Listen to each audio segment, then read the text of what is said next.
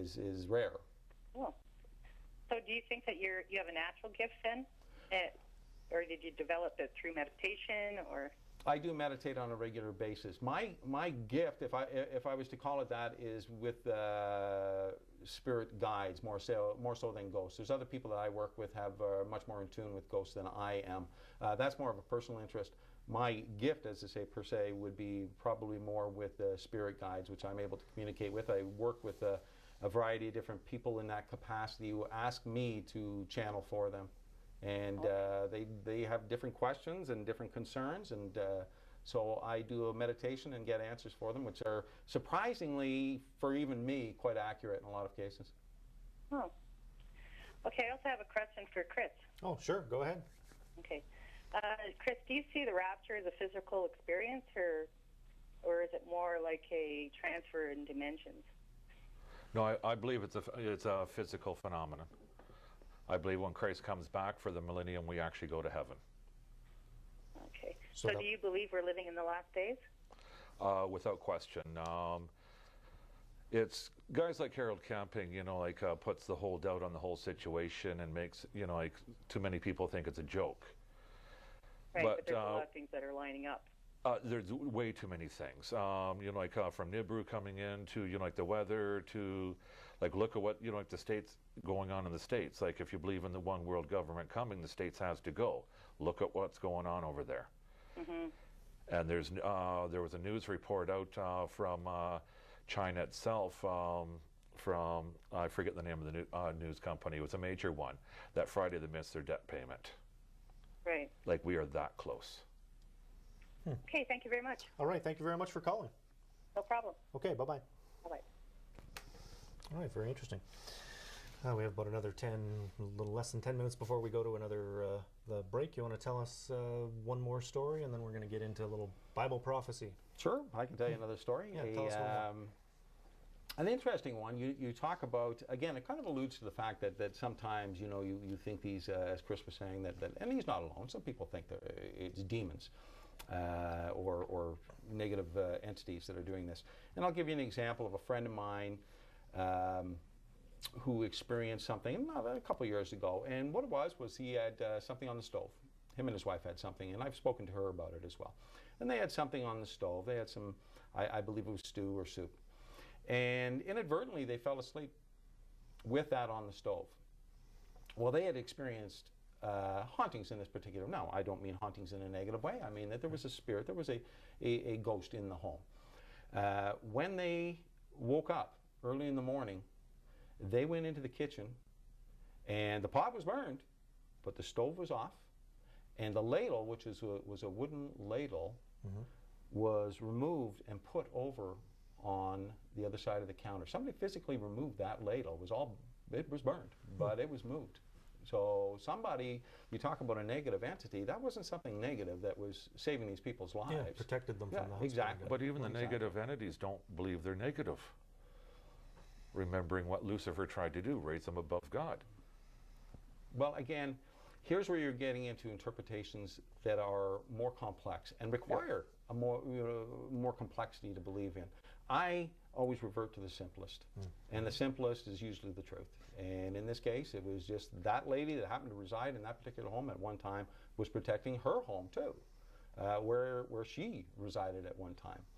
And so, I mean, when you come to different ghosts and spirits and various things, people will have all kinds of explanations. Most often, if you come up with various explanations like that, Chris, I find it's somebody who's really trying to find something to fit their agenda, trying to fit their beliefs, rather than just accepting the simplest explanation. Yeah, let me ask you that, Chris. Why not just, without getting too much into the immortal soul and all that idea, but just believe if the simplest explanation is it looks like it's the person that used to live there, everybody witnesses the same thing, they all know who she is and everything. Why not just believe that it's the actual person come back in spirit form? There's like, you can go to the lighthouse. There's all kinds of books out there, of experiences, all with angels. Okay.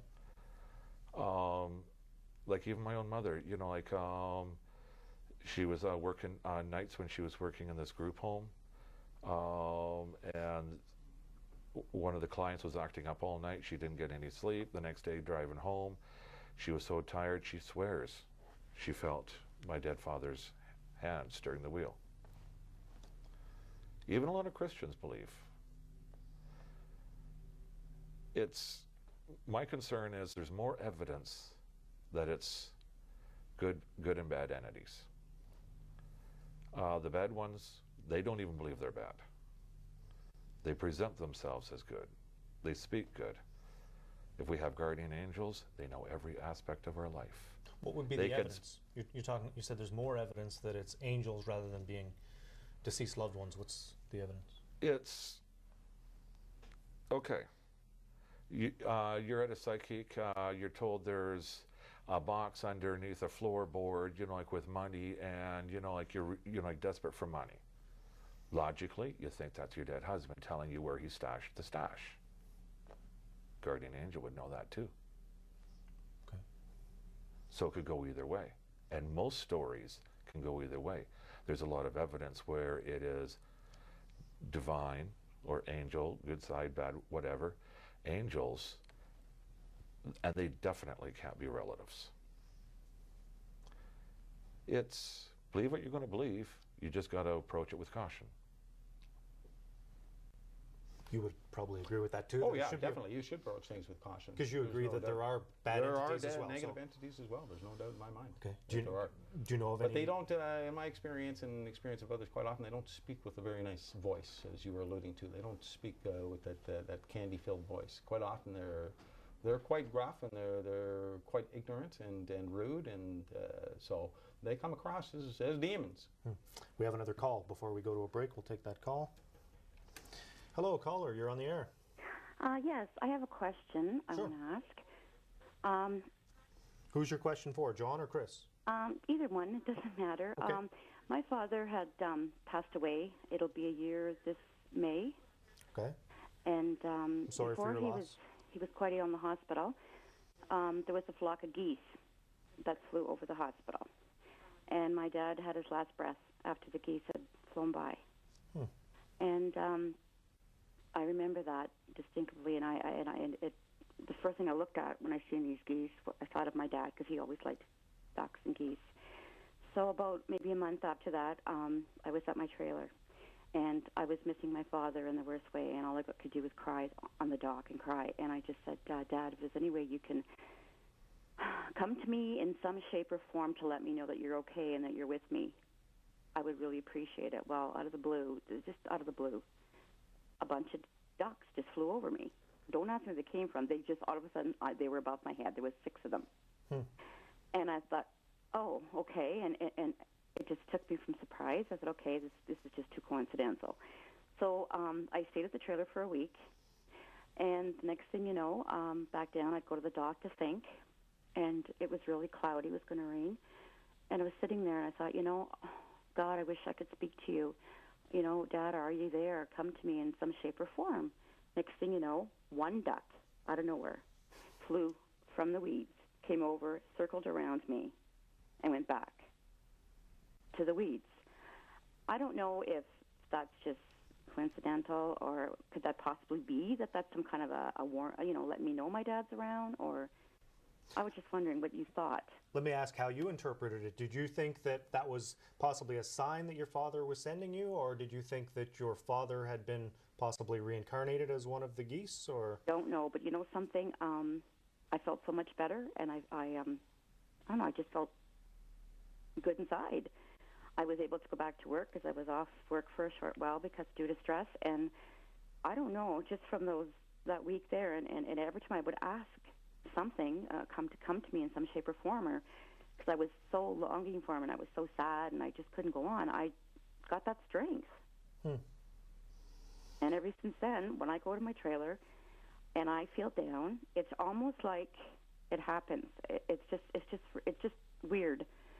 So I often wonder if that's some way of him letting me know he's with me when I'm at the trailer, because he used to come down there a lot, and he had Parkinson's, and he had a hard time stepping up onto our deck to come into the trailer, and he used to feel really bad about that, and I always felt closer to him there. We'll let John respond to that one, and then we've got to go to a break. So we'll let John give you an answer. Well, I've certainly heard many instances where similar things have happened to other people, in particular using or working with animals. And so the possibility exists. You know, even yourself, you're not sure whether it was or whether it wasn't. But it seems that there's definitely a possibility. I myself experienced, I wasn't dealing with animals, but when my own father passed away, after the funeral, I got in my car and my van wouldn't start. It would not start. I tried and tried and tried for 10 minutes. Finally, the van started. Well, I owned that van for 7 years. Do you think I ever had a chance or trouble starting that van prior to that or after that? Not once. The only time in the 7 years was at my father's funeral. So certainly there's the possibility that it is, yes. That would be nice. Thanks. Well, thank you very much for calling, and thank you for watching. Thank you. Okay, thanks for sharing your story. Thank you. Bye-bye. Okay, we have to take a break. Again, we went out to Northgate Square to ask people if they believed in ghosts and take a look at what they said. He passed away in April. Okay, this past April? Yeah. All right. And I've seen, well, I haven't really seen the ghost, but I have felt his presence. And I've been walking along and I felt him right beside me. Wow. Did he ever communicate with you at all? No, he just walks beside me and more or less in his own fashion says, I'm here, sis, you're fine, just take care of yourself. I don't believe in ghosts, but my grandma says she has a ghost. That she has a ghost? What do you mean by that? That she has one living in her house that follows her when she moves.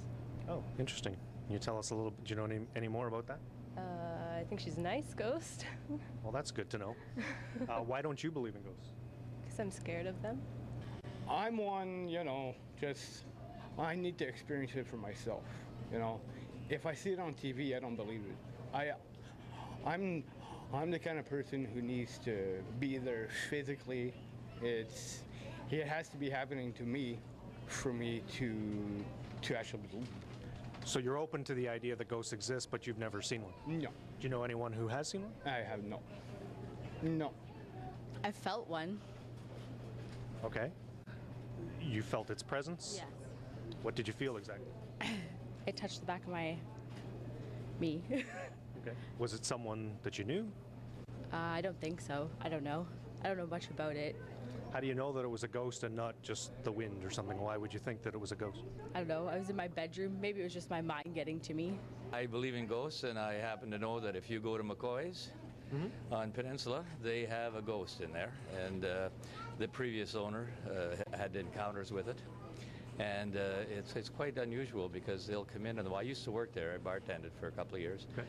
And things would be moved around when I come in the morning. And, really? Yeah, and it's a friendly ghost. A very friendly ghost, and Dougie, who used to own it, will attest to that. So maybe you want to go to see Doug Lynette and tell him, Dougie, will you tell us about the ghost? I think he has a name for him.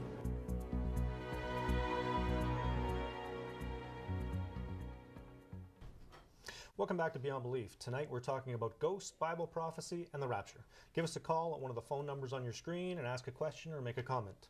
Now, Chris, we're going to talk a little bit about Bible prophecy. I know you mentioned that there are basically 4 different views. Of course, there are many different views of Bible prophecy, but they tend to fall into 4 different categories. You want to explain those for us? It's countless how many different views of prophecy there is. That's the idea of my website, bringing it all together. But it can be actually narrowed down to 4. Okay. There's a historic